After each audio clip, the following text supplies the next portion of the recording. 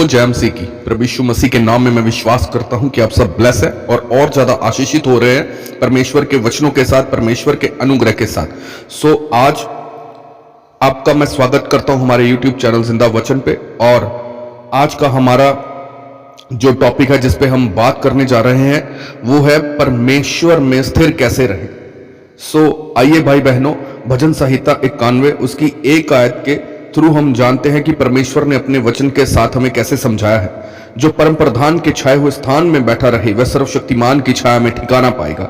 सो प्रिय भाई बहनों, हम जानते हैं कि भजन संहिता 91 मूसा ने उस समय लिखा जब वह इजरायलियों को गुलामी से छुड़ा कर ले जा रहा था। लिखा है कि जो परम प्रधान के छाए हुए स्थान में बैठा रहे वह सर्वशक्तिमान की छाया में ठिकाना पाएगा। इजरायलियों में एक समस्या थी कि उनका एक स्थान में बैठे रहना या खड़े रहना बड़ा मुश्किल था। जिस दिन वह परमेश्वर के बड़े कामों को देखते थे उस दिन वह परमेश्वर की तारीफ करते थे और कहते थे कि हमने परमेश्वर को ही मानना है। पर जब पानी की कमी होती थी तो लोग मूसा के खिलाफ कुड़कुड़ाते थे और कहते थे कि तू हमें यहाँ क्यों ले आया है, यहाँ तो पानी ही नहीं है। फिर मूसा ने यह भजन लिखा कि जो परम प्रधान के छाए स्थान में बैठा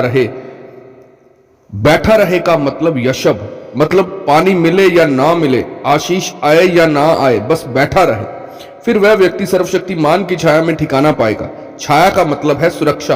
आप फिर कहेंगे कि परमेश्वर मेरे लिए लड़ा और मेरा ऑपरेशन कैंसिल हो गया, वह मेरे लिए लड़ा और उसने मेरी बीमारी को खत्म कर दिया, मेरी आर्थिक स्थिति सुधर गई, मेरा परिवार मसीह में आ गया।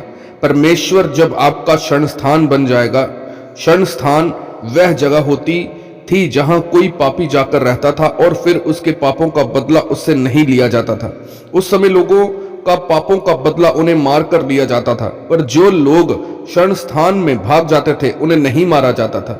उसी तरह मूसा ने कहा कि परमेश्वर तू मेरा शरण स्थान है, यानी आपने जो भी पाप किए, अगर परमेश्वर आपका शरण स्थान है तो आप इन पापों को भूल जाएंगे, आप इन पापों को भूल जाएं क्योंकि परमेश्वर भी उन्हें भूल चुका है। मूसा ने फिर कहा कि परमेश्वर तू मेरा गढ़ है।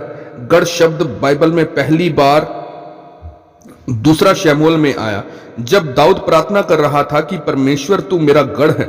गढ़ वो शहर होते थे जो बहुत मजबूत होते थे।